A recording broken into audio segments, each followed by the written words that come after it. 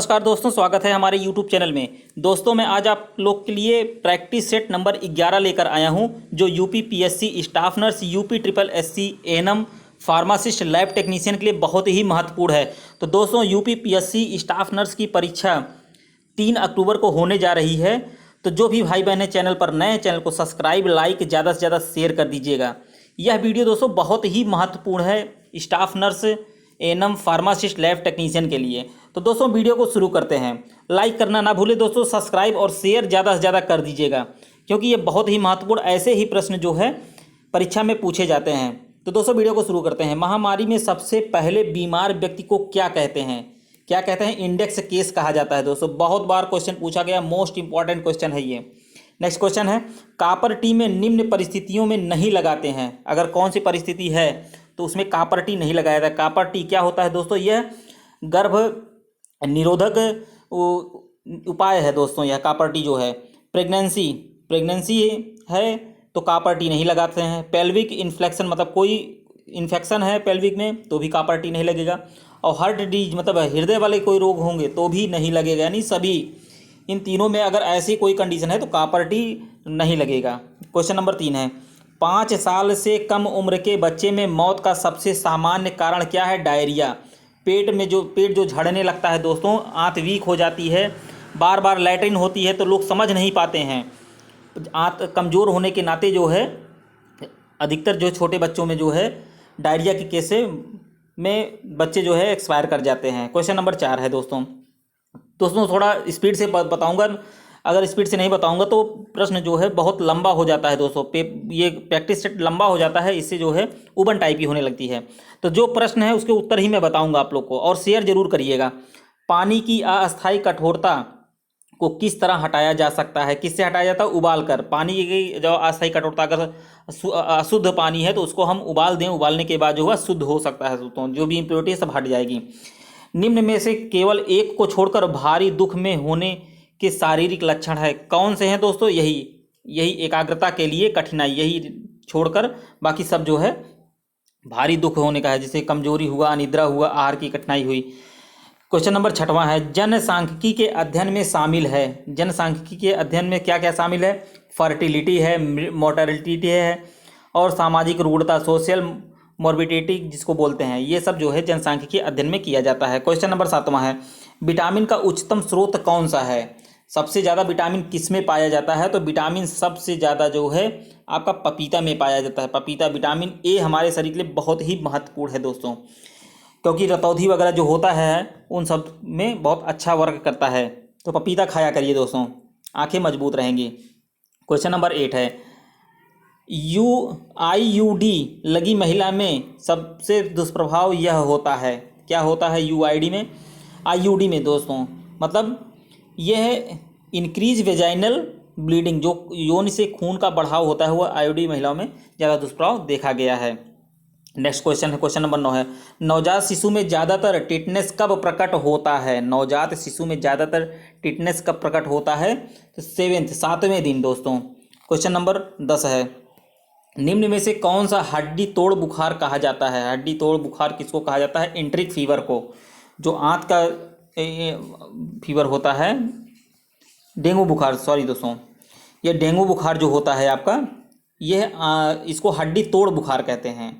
और जो टाइफाइड होता है वो तो दूसरा है। यह डेंगू बुखार में क्या होता है, कपकपी टाइप की जो है होने लगती है कभी कभी जो है। ये देखिए दोस्तों, इसमें दिया है, डेंगू बुखार को हड्डी तोड़ बुखार भी कहा जाता है। नेक्स्ट क्वेश्चन है, क्वेश्चन नंबर 11, कौन सा शब्द शीर्ष से निम्न दिशा की ओर विकास दर्शाता है? कौन सा है? सिफेलोकार्डियल प्रवृत्ति जो होती है, सिफेलोकार्डल जो है। क्वेश्चन नंबर 12, विटामिन ए की बूंदें 6 से 9 खुराकें बच्चों को मुंह में से दी जाती है। 1 लाख आयु की पहली खुराक किस उम्र में दी जाती है? तो 9वें महीने में दिया जाता है 1 लाख जो है विटामिन की जो होती है।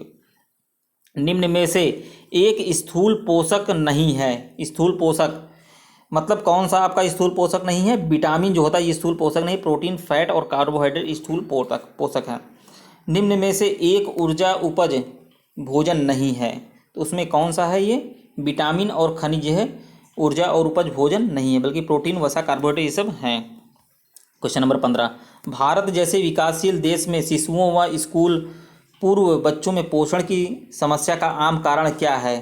तो क्या है दोस्तों? विटामिन ए की कमी है, एनीमिया है और प्रोटीन एनर्जी मेलन्यूट्रिशन जो होता है, इन सब चीज़ों की कमी से शिशुओं में जो है पोषण की समस्या आती है। क्वेश्चन नंबर 16 है, इडियोपैथिक थ्रोम्बोसाइटोपिनिया पर पूरा से ग्रसित बच्चे में निम्नलिखित में से कौन से लक्षण पाए जाते हैं?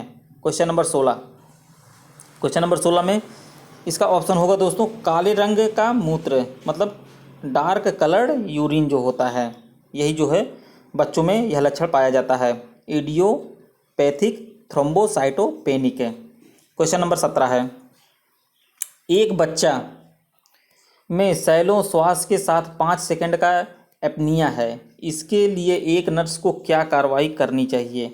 नियमित निगरानी जारी रखें, continue routine monitoring. Question number 18 है, फिजियोलॉजिकल शारीरिक इक्ट्रेसर आमतौर पर, मतलब जिसको पीलिया कहते हैं, जन्म के किस दिन बाद प्रकट व खत्म होती है? जन्म के 3 दिन व 7 दिन में खत्म हो जाता है। अक्सर जो बच्चे जब पैदा होते हैं तो उनको पीलिया हो ही जाता है। नेक्स्ट क्वेश्चन है दोस्तों, तो 3 से 7 दिन में खत्म हो जाता है। क्वेश्चन नंबर 19 है, प्रसव के दौरान अक्सर बच्चे की कौन सी हड्डी टूटती है? जब प्रसव होता है तो कौन सी हड्डी टूटती है दोस्तों? जो ये ह्यूमरस होती है, प्रगंडिका जिसको बोलते हैं, ह्यूमरस हड्डी का टूटने का जो है ज़्यादा चांसेस रहता है। नेक्स्ट क्वेश्चन, ह्यूमरस कहाँ पाई जाती है? ये लोग आप लोग कमेंट के माध्यम से जरूर बताइएगा। बच्चा किस उम्र में सुपरिचित ढंग से मुस्कुराता है? किस उम्र में सुपरिचित, मतलब ये 4 महीने का जब हो जाता है तब जो है अच्छे से ढंग से मुस्कुराता है। क्वेश्चन नंबर 21 है, एक बच्चा जिसे सांस लेने में तकलीफ के साथ साथ भौंकने वाली खांसी वह लक्षण प्रदर्शित हो रहा, तो उसे क्या है? उसको क्या समस्या हो रही है? क्रूप जिसको बोलते हैं, क्रूप या ये खांसी का प्रकार है दोस्तों। क्वेश्चन नंबर 22 है, किस आकलन की खोज से पता चलता है कि नवजात में स्पाइना बाइफिडा आकलटा मौजूद है? क्या है दोस्तों इसके लिए हम देखेंगे, ये होगा नितंबों की जुदाई, ऊपर नोटिफिशिएबल डिम्पलिंग जो होता है, notification dimpling above the separation of buttock, जो बटक होता है वहाँ पर पाया जाता है। क्वेश्चन नंबर आपका 23 है, कौन से पोषक तत्व न्यूरल ट्यूब दोषों की घटना को कम किया जाता है? कौन करता है दोस्तों? फोलिक एसिड जो होता है वही कम करता है। क्वेश्चन नंबर 24 है आपका, किस निष्कर्ष से पता चलता है कि बच्चे के मूत्र मार्ग में संक्रमण होने की सबसे अधिक संभावना है? वह एक बार व शाम को बार बार पेशाब, जब वह सुबह एक बार व शाम को एक बार पेशाब में जाता है, ये नहीं दोस्तों, वह जब शौचालय प्रशिक्षित है लेकिन एन्यूरस अनुभव होता है, मतलब वो जैसे उसको लग रहा है कि पेशाब हमें लगा है और उसको हो नहीं रहा है, बूंद बूंद करके पेशाब हो रहा है, बार बार हो रहा है, तो समझिए कि इन्फेक्शन है दोस्तों मूत्र मार्ग में बच्चे के। क्वेश्चन नंबर 25 है, नर्स को एनीमिया से ग्रसित बच्चे को आयरन की गोली के साथ कौन सा विटामिन लेने की सुनिश्चित किया जाता है? कौन सा दोस्तों? फोलिक एसिड जो होता है यही दिया जाता है, खून की कमी ना हो। क्वेश्चन नंबर 26 है, एक मरीज ओपीडी में पहली बार पेट दर्द, एमनेरिया व योनि से खून बहने की हिस्ट्री बताती है, जिसका कारण निम्नलिखित में से क्या हो सकता है? अगर दोस्तों ऐसा पेट में दर्द हो रहा है, एमनेरिया और वेजाइना से खून आ रहा है, तो समझिए गर्भपात या मोलर प्रेगनेंसी या एक्टोपिक प्रेगनेंसी, मतलब अस्थानिक गर्भावस्था, ये सब हो सकती है। बहुत इंपॉर्टेंट क्वेश्चन है दोस्तों, इसको रट लीजिएगा। क्वेश्चन नंबर 27 है, गर्भावस्था में मॉर्निंग सिकनेस का उपचार निम्नलिखित साधारण मेजरमेंट द्वारा किया जाता है। जो मॉर्निंग सिकनेस होता है किसके कारण किया जाता है दोस्तों? नरम और सूखे भोजन जैसे सुबह में बिस्किट लें, इन सब के कारण जो है।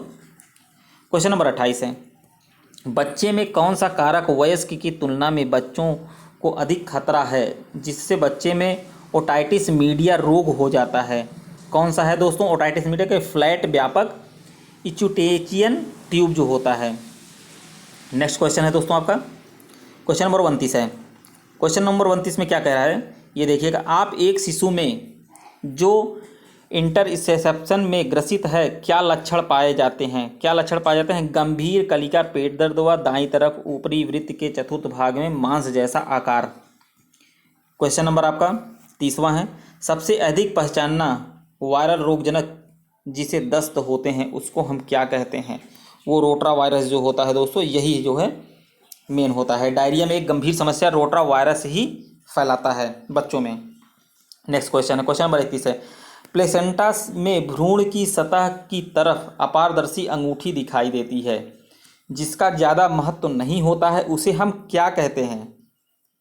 उसे हम कहते हैं प्लेसेंटा सर्कमवेलेटा कहते हैं। क्वेश्चन नंबर 32 है, पेल्विक आउटलेट का सबसे बड़ा डायमीटर कौन सा है? कौन सा है दोस्तों? एंटीरियर पोस्टीरियर जो होता है वही सबसे बड़ा डायमीटर है। क्वेश्चन नंबर 33 है, क्वेश्चन नंबर 33 में क्या कह रहा है? अस्थानिक गर्भावस्था की आम जगह क्या है? अस्थानिक मतलब most common site of ectopic pregnancy की क्या है? इसको दोस्तों क्या कहते हैं हम? ट्यूबल या एम्पुला जो है, ट्यूबल एम्पुला जो पोजीशन होता है वही अस्थायी मतलब इक्टोपिक प्रेगनेंसी कहते हैं। बहुत ही इंपॉर्टेंट ये सब क्वेश्चन है दोस्तों, आप लोग रट लीजिएगा एकदम। क्वेश्चन नंबर 34 है, चैडविक संकेत। चैडविक संकेत क्या? बहुत इंपॉर्टेंट क्वेश्चन है दोस्तों यह। चैडविक संकेत क्या है? पहली तिमाही वेस्टिबुल और एंटीरियर वेजाइनल दीवार का रंग मटमैला हो जाना, चैडविक संकेत इसी को हम कहते हैं। क्वेश्चन नंबर आपका 35 है, निम्नलिखित कथन ट्रायल लेबर के बारे में सत्य है। ट्रायल लेबर के बारे में क्या सत्य है ये पूछ रहा है।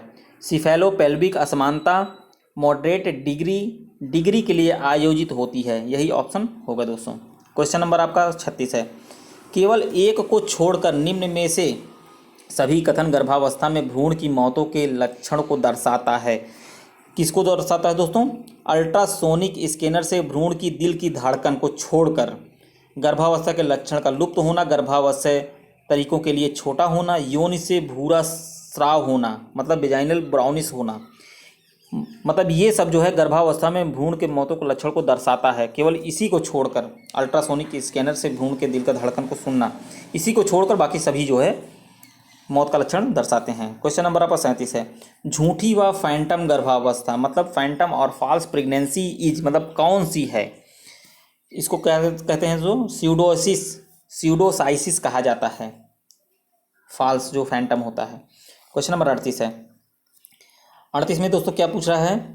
भ्रूण की पहली मूवमेंट जिसे माँ द्वारा 16 से 20 सप्ताह के मध्य महसूस किया जाता है उसे हम क्या कहते हैं? उसको हम कहते हैं क्विकिंग, क्विक करना कहते नहीं है, क्विक मार रहा है। जब 16 से 20 सप्ताह में होता है तो वो ऐसे किक मारता है, मतलब लात मारना जिसको हम कहते हैं। नेक्स्ट क्वेश्चन है दोस्तों आपका क्वेश्चन नंबर 39 है। क्वेश्चन नंबर 39 में क्या कर रहा है? प्रसव के दौरान वेजाइनल परीक्षण करते समय सूचर मतलब जो टाका होता है प्रस्तुतिकरण तथा स्थिति निर्धारित करने के लिए प्रत्येक उपयोगी लैंडमार्क्स बनाता है। सैजिटल सूचर जो सूचर होता है दोस्तों, जब छोटा ऑपरेशन, अक्सर गांव में कहते हैं कि छोटा ऑपरेशन हो गया तो क्या होता है, नीचे का जो वेजाइना के नीचे होता है उसी को थोड़ा सा कट कर देते हैं, उसको छोटा ऑपरेशन कहते हैं। और बड़ा ऑपरेशन क्या है? पेट में चीड़ा मार के निकाल लेना। तो अक्सर जब नॉर्मल डिलीवरी होती है, नॉर्मल डिलीवरी के दौरान जो है एक टाँका लगाया जाता है, तो उसको हम क्या कहते हैं? वही पूछ रहा है। वह जो होता है फ्रंटल अस्थि को आधा आधा करता है, जो सैजिटल सूचर होता है वो आधा आधा कर देता है।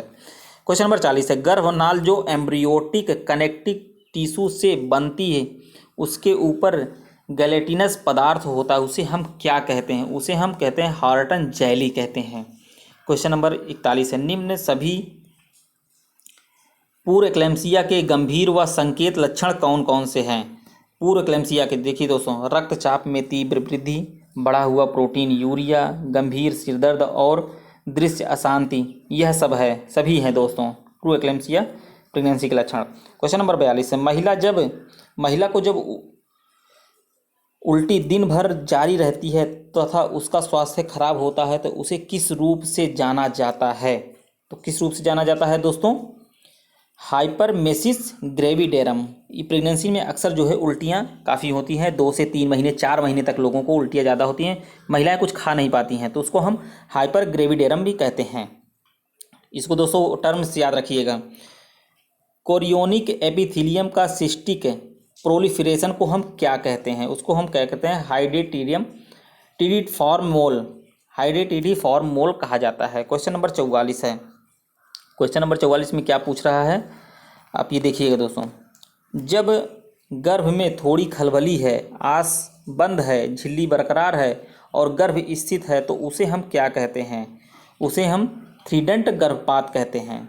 ये ऑप्शन नंबर बी हो जाएगा, थ्रीडेंट गर्भपात कहा जाता है।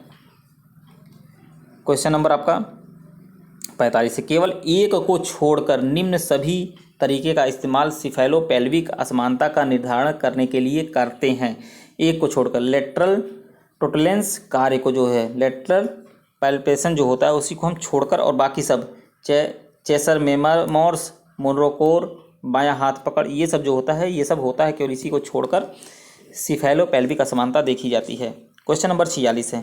केवल एक स्थिति को छोड़कर, ऐसे क्वेश्चन दोस्तों बहुत पूछे जाते हैं, बाकी सभी गर्भावस्था की आपात स्थिति में शामिल है। क्या है? प्लेसेंटा एक्रिएटा जो है, इसी को छोड़कर, खाली प्लेसेंटा एक्रिएटा को छोड़कर बाकी सभी गर्भावस्था आपात स्थिति में शामिल हैं। जैसे अस्थामिक गर्भावस्था, प्लेसेंटा प्रीविया, एक्लैम्सिया, ये सब जो है शामिल हैं केवल प्लेसेंटा एक्रिएटा को छोड़कर। Question number 47। प्रसव के दौरान आपात स्थिति पूछ रहा है। प्रसव के दौरान आपात स्थिति में कौन सा HIV परीक्षण किया जाता है? यदि पहले ना हुआ हो तो कौन सा किया जाता है दोस्तों? सिंगल रैपिड टेस्ट इसको बोलते हैं। एसआर टेस्ट बोला जाता है। अक्सर पूछा जाता है कि एसआर टेस्ट करा लीजिए आप, तो यही सिंगल रैपिड टेस्ट इसको हम बोलते हैं। जब गर्भावस्था स्थिति होती है तो HIV टेस्ट, एलाइजा नहीं कराया जाता दोस्तों, ये एसआर टेस्ट ही कराया जाता है। क्वेश्चन नंबर 48 है। प्रसव के दौरान नवजात को HIV की संचरण का खतरा बढ़ जाता है, जिसका कारक क्या है? समय से पहले जन्म का और वह कम वजन होना, मल्टीपल बर्थ में पहला बच्चा, अल्टर्ड त्वचा इंटीग्रिटी, ये सब अगर दिख रहा है तो HIV संरक्षण के दिखाई देते हैं। क्वेश्चन नंबर 49 है। गर्भावस्था में पॉलीहाइड्रोनियम्स का प्रभाव क्या है? तो क्या है दोस्तों इसमें? गर्भनाल को आगे की ओर बढ़ावा देना, माल प्रोजेस्टेरोन में, प्रसव के बाद रक्तस्राव, यही सब होते हैं गर्भावस्था में। पॉलीहाइड्रोनियम्स जो होता है, पॉलीहाइड्रोनियम्स प्रेगनेंसी में प्रभाव डालता है। क्वेश्चन नंबर 50 है। लास्ट क्वेश्चन है दोस्तों। गर्भावस्था के दौरान एड्स के गर्भाशय संचरण की निम्न परिस्थितियों में वृद्धि होती है। 50 में क्या पूछ रहा है? किसमें वृद्धि होती है दोस्तों? इसमें सभी ऑप्शन लगभग सही हैं। भ्रूण को ढकने वाली झिल्ली की सूजन, गर्भावस्था के दौरान एड्स के गर्भाशय संचरण की निम्न परिस्थितियां वृद्धि होती है। ये देखिए दोस्तों, भ्रूण को ढकने वाली झिल्लियों का सूजन, फिर उसके बाद दिया है जो कोरियोमैटिक झिल्ली होती है, झिल्ली को लंबे समय से टूटना तथा प्रोलांग लेबर, और कुसमयता और IUGR, ये सब जो है अगर दिख रहा है मतलब तो मान के चलिए कि यह एड्स का जो है लक्षण है। तो दोस्तों आज के वीडियो में आप लोग को 50 क्वेश्चन बताया हूँ जो कि परीक्षा की दृष्टि से बहुत ही महत्वपूर्ण है। जो भी भाई बहनें चैनल पर पहली बार विजिट कर रहे हैं वह चैनल को सब्सक्राइब जरूर कर ले दोस्तों। मैं ऐसे 20 प्रैक्टिस सेट आप लोग को कराऊंगा जो UPPSC स्टाफ नर्स, UPSSC जो एएनएम की भर्ती 9212 पद आने वाले हैं उसकी भी तैयारी करा रहे हैं। सेम ऐसे ही क्वेश्चन उसमें भी पूछे जाते हैं, फार्मासिस्ट में भी पूछे जाते हैं, लैब टेक्नीशियन में दोस्तों ऐसे सेम क्वेश्चन सभी में पूछे जाते हैं। तो दोस्तों आज के वीडियो में बस इतना ही। जैसे अगले अपडेट निकल कर आती है मैं अपने वीडियो के माध्यम से आप लोगों तक जरूर पहुँचाऊँगा। धन्यवाद।